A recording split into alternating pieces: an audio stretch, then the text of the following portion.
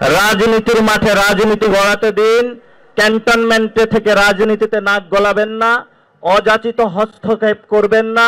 আর রাজনীতিবিদদেরকেও আমরা সতর্ক করে বলতে চাই, এবারের লড়াইটা হবে জনগণের লড়াই। এবারের লড়াইটা কোনো ক্যান্টনমেন্টের কোনো লড়াই হবে না। এবারের লড়াইটা কোনো পিছনের দরজা দিয়ে কোনো লড়াই হবে না।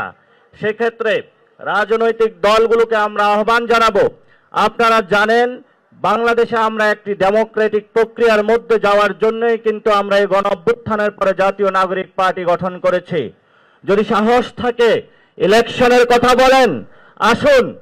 বাংলাদেশে এখনো যে লোকাল গভর্নমেন্ট ইলেকশন রয়েছে, মেম্বার, চেয়ারম্যান, এখনো তারা কিন্তু আওয়ামী লীগের সেই এস্টাবলিশমেন্টের রয়ে গিয়েছে।